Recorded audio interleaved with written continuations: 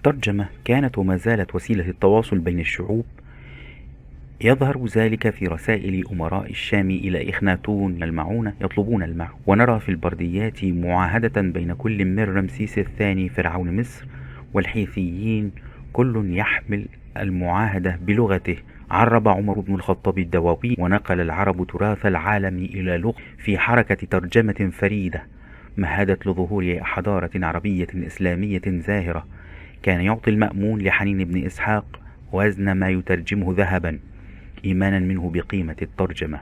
كانت للترجمة طريقتان: ترجمة حرفية طريقة يوحنا بن البطريق، ترجمة المعنى بعد فهمه فهما دقيقا وهي طريقة حني ابن إسحاق. والطريقة الثانية هي الأفضل على الإطلاق. في القرن الثالث عشر الميلادي بدأت الترجمة العكسية من العربية إلى اللغات الأوروبية لتستفيد أوروبا من التراث العربي في كل العلوم. ولا تزال الترجمة أملنا لتوطين التكنولوجيا ومواكبة حضارة العالم. لابد أن يجيد المترجم لغة المصدر ولغة الهدف المراد الترجمة إليها، يجيد برامج الكتابة والتحرير، يجيد التعامل مع برامج الصور